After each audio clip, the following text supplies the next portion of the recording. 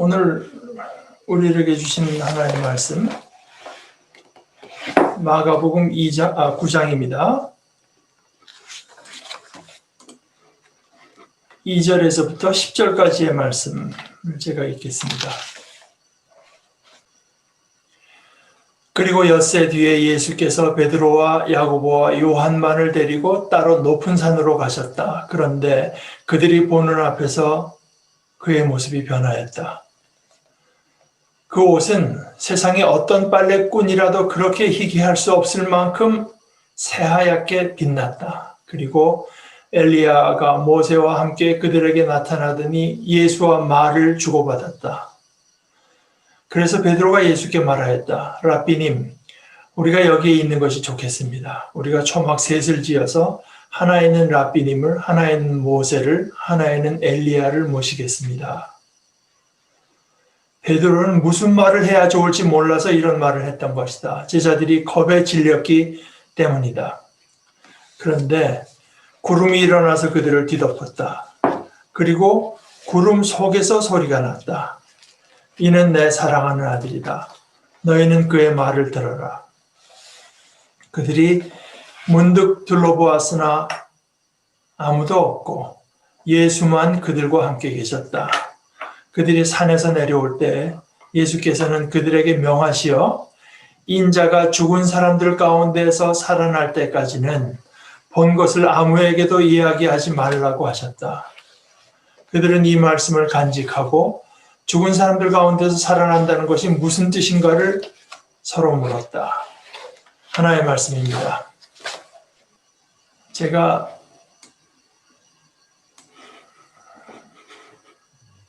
시편 한 편을 읽겠습니다. 그냥 짧은 시편을 택할 건데요. 시편 3편입니다. 이렇게 되어 있습니다. 주님, 나를 대적하는 자들이 어찌 이렇게도 많습니까? 나를 치려고 일어서는 자들이 어찌 이렇게도 많습니까? 나를 빗대어 하나님도 너를 돕지 않는다고 빈정대는 자들이 어찌 이렇게도 많습니까? 그러나 주님은 나를 에워싸주는 방패, 나의 영광, 나의 머리를 들게 하시는 분이시니 내가 주님을 바라보며 소리 높여 부르짖을 때 주님께서는 그 거룩한 산에서 응답하여 주십니다. 내가 누워 고나게 잠들어도 또다시 깨어나게 되는 것은 주님께서 나를 붙들어 주시기 때문입니다. 나를 대적하여 사방에 진을 친 자들이 천만대군이라 하여도 나는 두려워하지 않으렵니다. 주님 일어나십시오. 나의 하나님 이 몸을 구원해 주십시오. 주님께서 내 모든 원수들의 뺨을 치시고 악인들의 일을 부러뜨리셨습니다. 구원은 주님께만 있습니다. 주님의 백성에게 복을 내려주십시오. 한 예로 이제 이 시를 읽은 것인데요. 짧기도 하고 해서. 이게 참 놀라운 일 아닙니까? 압도적으로 우세한 무리가 자신을 적대시하고 또 자신을 치려고 일어섰습니다. 우리가 한두 명이 나를 괴롭히려고 계속 해도 참 괴롭기 마련인데 밤에 잠도 못 자고요. 이 시인이 말하는 것은 그 수가 수만 명이 되더라도 나는 두려워하지 않으리라. 하나님께서 나를 붙들어 주시기 때문이다. 시편에는 이런 시들이 많습니다. 그런데요, 이런 시편을 읽다 보면은 어쩔 수 없이 크리스찬으로서는 질문이 일어나는 것이 당연하다고 생각합니다. 첫째는 과연 내가 이 시에 공감하는가? 공감이 되나 이 시 내용이? 하나님께서 과연 내 모든 원수들의 뺨을 치시고 악인들의 일을 부러뜨리셨는 그런 일들이 일어났는가? 이것이 여러분의 신앙 체험과 일치하나요? 또 두 번째 질문은 설사 그렇다고 해도 그것으로 우리가 만족할 수 있는가? 하나님께서 내가 이 일생을 사는 동안에 겪게 되는 모든 그 곤란과 고통의 시간마다 이 몸을 구원해 주신다고 해도 그것으로 충분한가? 그렇게 살았다고 해도 결국 나는 죽게 될 거 아닙니까?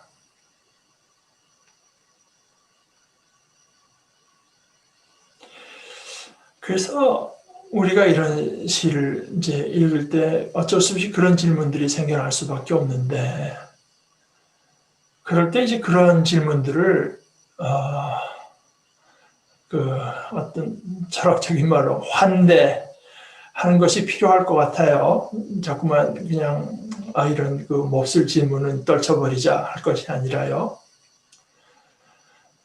제 결론이 이렇습니다.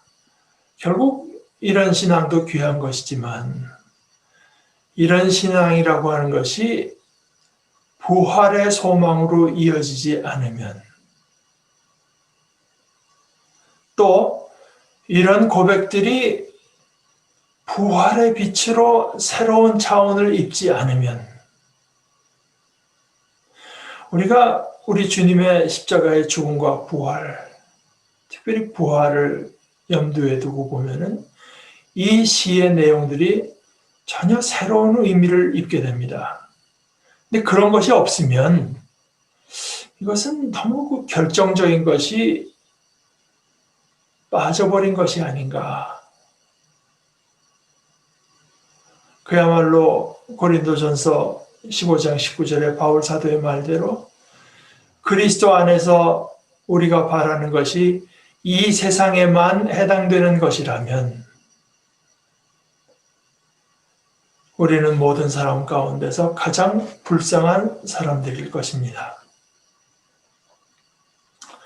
오늘 이제 교회력으로 예수님께서 영광스럽게 변모한 것을 중심으로 한 주일인데요. 예수님께서 이렇게 영광스러운 모습으로 변모한 이 사건을 목도한 제자는 3명이었습니다. 예수님께서 데리고 올라간 베드로, 야고보, 그리고 요한. 이건 뭐 말할 것도 없이 뭐 엄청난 체험이었던 것이 틀림없습니다.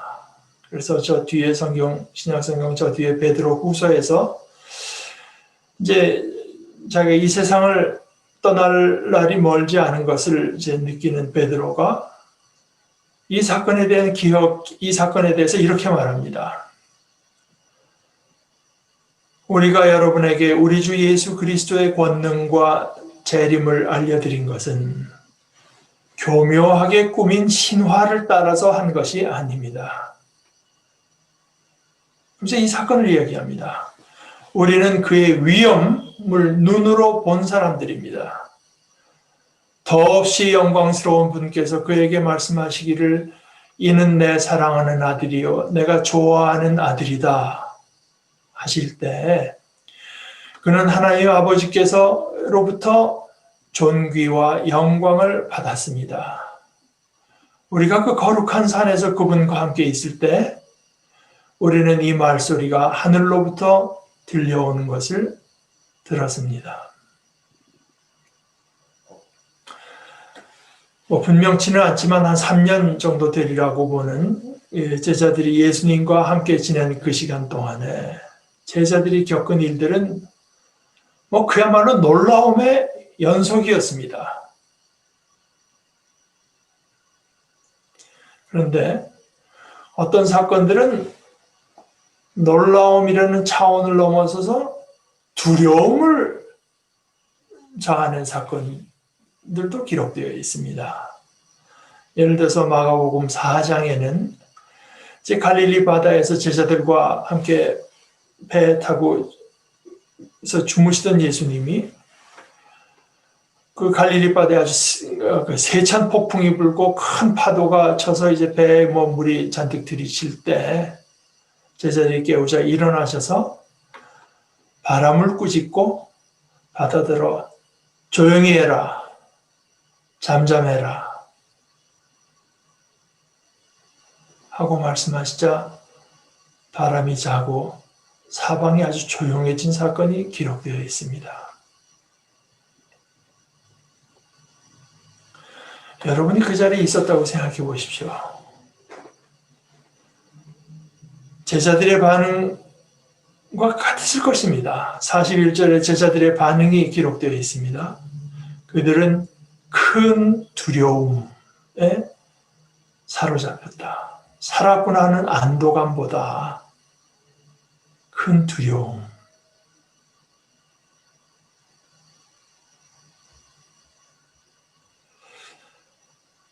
이것이 뭐 자신들이 죽게 된 공포와는 다른 것 아니겠습니까? 잠잠해졌으니까 오히려 그런 맥락에서라면은 안도해야 되잖아요.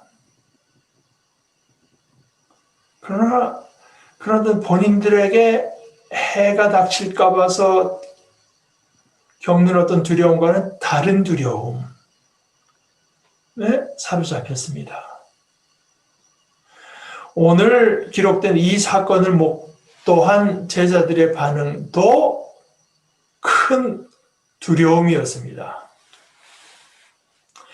이것은 베드로가 무슨 말을 해야 하는지 모르기 때문이었다. 제자들은 완전히 두려움에 사로잡혀 있었던 것이다. 이제부터는 주로 박창호 목사님 번역으로 읽겠습니다. 말씀드렸다시피 여기서의 이 두려움도 자신들에게 무슨 해가 닥칠 것에 대한 두려움은 아닙니다. 그것보다도 이런 것은 오히려 어떤 존재론적인 두려움이라고 부르는 것이 적절할 듯합니다. 자신들이 태어나서 이때까지 겪어본 일도 없고 들어본 적도 없는 일 정도가 아니라 도무지 이 세상에서 일어날 것으로 상상하고 여길 수 없는 일이 자신들의 눈앞에서 실제로 일어났으니까요. 예수님의 모습이 갑자기 변합니다. 그리고 그의 옷은 빛이 나며 이 땅의 방법으로는 어떻게 해더라도 얻어낼 수 없는 어떤 힘, 그렇게 휘어졌습니다. 이 세상의 색깔이 아닌 것입니다.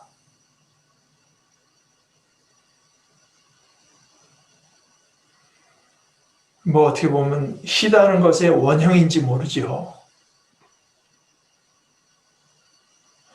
엘리야와 모세가 나타나서 예수님과 함께 말을 주고받습니다. 모세는 물론 구약의 가장 중심적인 인물, 율법을 대표하는 인물이요, 출애굽 구원과 연결된 인물이고, 엘리야는 마지막 날 오기로 예언된 인물입니다. 그리고 이 베드로가 무슨 말을 너무 두렵고 당황해서 그냥 횡설수설 한 그 뒤에 있은 일이지만 그 뒤에 구름이 나타나서 그들을 가리우고 게다가 구름 속에서 어떤 음성이 들려옵니다. 그는 나의 사랑하는 아들이다. 너희는 그의 말을 들어라.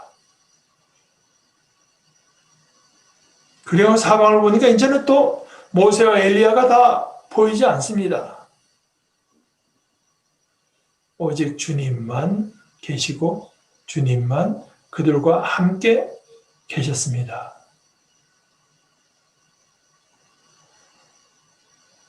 여기 어느 것 하나 이 세상에서 만들어질 수 없는 일, 이 세상에서 생겨날 수 있는 것이 없습니다.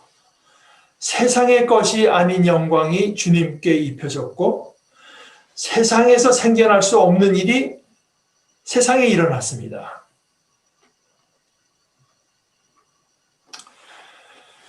그들이 산에서 내려올 때 주님께서 제자들에게 말씀하십니다.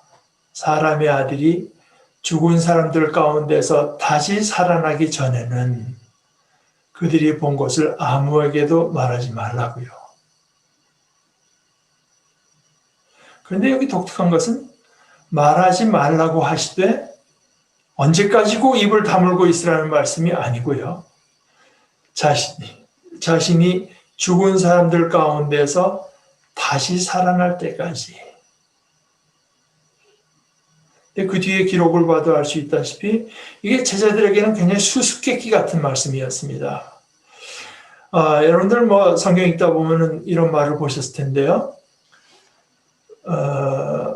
바리새인들과는 달리 부활을 믿지 않던 사두개인 이런 식의 이제 말. 그러니까 바리새인들이 이런 부활을 믿었던 것이고 바리새인들이 훨씬 더 다수이며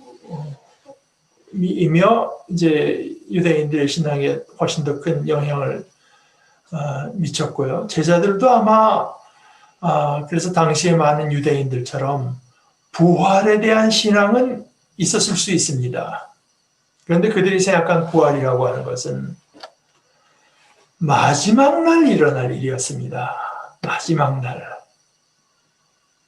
어떤 한 분이, 예수님 한 분이 다 죽어있는 사람들, 모든 사람 다 죽어있는데 그 가운데서 한 분이 다시 살아난다고 하는 것은 생각해 본 적이 없습니다.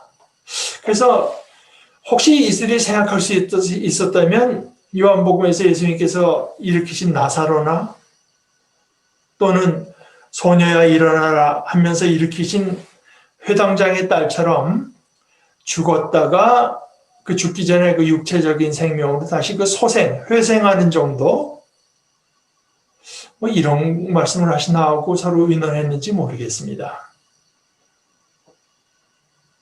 그러나 물론 예수님의 말씀은 그것은 아니었죠. 그래서 제자들은 부활하신 주님을 뵌 후에야 이 말씀을 비로소 이해하게 된 것이 틀림없습니다. 또 그 역도, 그 거꾸로도요.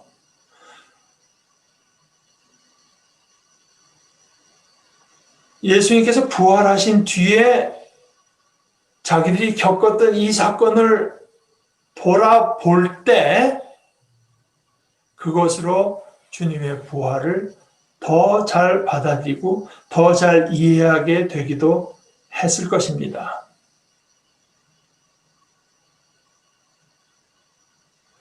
주님은 사실 부활에 대해서 여러 번 예고하셨습니다.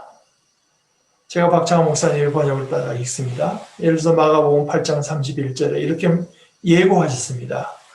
사람의 아들은 반드시 많은 고난을 당해야 하고 장로들과 대제사장들과 율법학자들에게 버림을 받아야 하고 죽임을 당해야 하고 그 뒤에 말씀하시기를 사흘 뒤에 다시 살아나야 합니다. 곧 이어서 32절은 이렇게 되어 있습니다. 예수님께서 이 말씀을 여러 번 공공연히 하시는 것이었다. 또 9장 31절에도 이런 내용이 있습니다.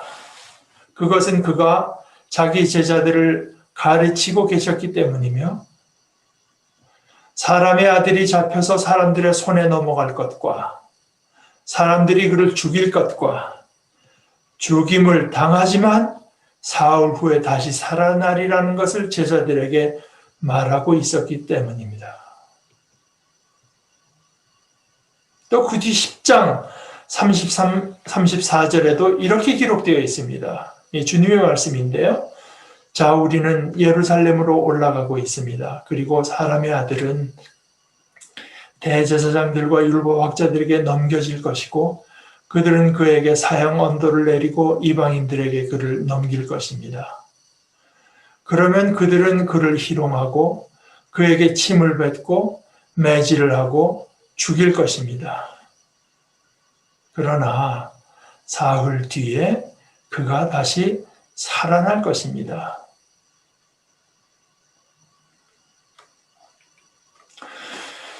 오늘 말씀에 기록된 사건은 예고, 근데 우리 영화나 이런 거 예고편이라고 하는 거는 그 긴 거 중에 알짜, 제일 흥미를 자아내는 부분만 한 게 예고니까 그건 아닙니다. 예고라기보다 주님께서 입으실 부활의 영광, 그것의 미리 맛봄이라고 할 수 있을 것입니다.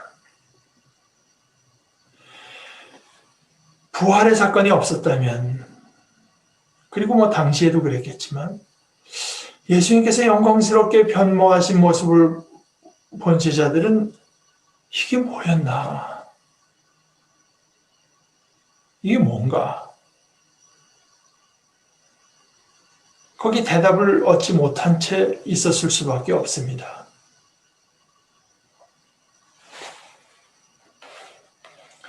이 사건이 무엇이었는지는 부활을 목격한 뒤에야 비로소 알 수 있었습니다. 그리고 이 사건이 미리 일어났던 것은 그 완결편으로서의 부활이라고 하는 것이 어떤 맥락 없이 느닷없이 일어난 사건이 아니라 하나님의 계획 안에서 일관성 있게 일어나도록 되어 있는 사건이라고 하는 것을 받아들이고 알 수 있게 해줍니다. 그리고 그것이 우리에게도 마찬가지로서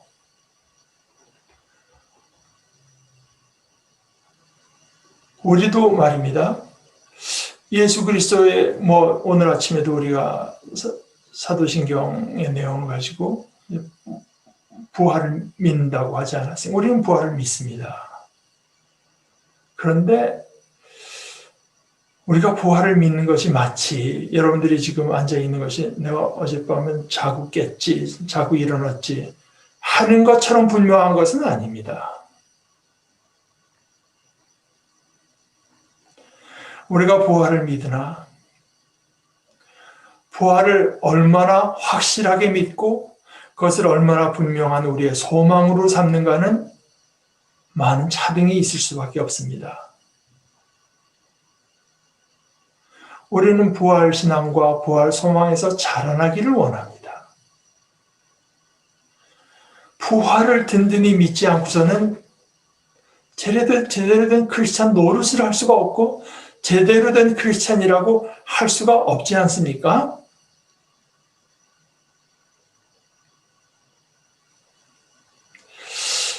제가 아까 주님의 사건들 가운데 어떤 것들은 그저 단순한 놀라움을 넘어서서 두려움을 일으켰다고 말씀드렸고 바로 오늘 사건이 그런 사건이었는데요.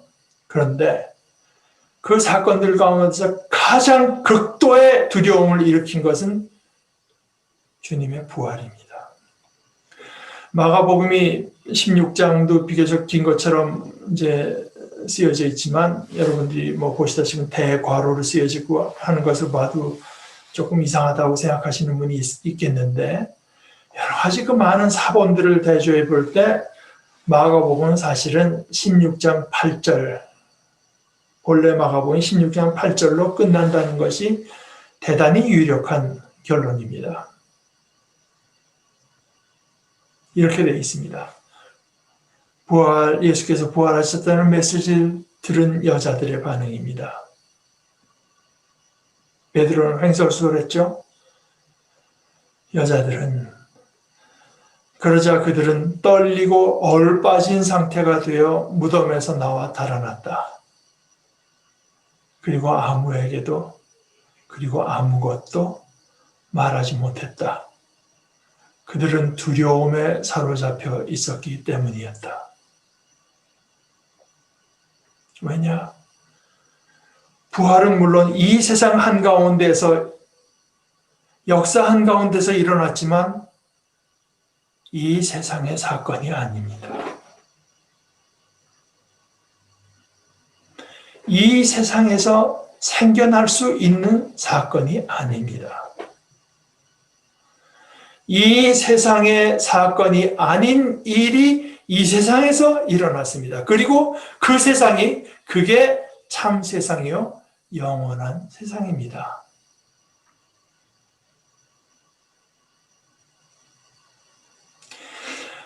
오늘 저는 우리가 다 이 장면에 서서 머물러 있을 수 있기를 바랍니다.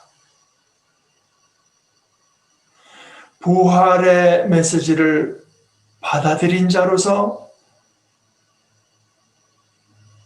제자들과 함께 이 자리에 장면을 목도하기를 바라고, 또 이 장면을 목도함으로써 우리가 받아들인 부활의 메시지가 과연 그렇구나 하는 믿음에 더 이르실 수 있기를 바랍니다. 그래서 부활의 복음을 듣고 믿어서 주님의 제자가 된 우리들이 오늘 이 높은 산에서 일어난 이 사건 속에서 우리들의 믿음과 소망을 새롭게 하기를 간절히 축원합니다. 우리 함께 기도하십시다.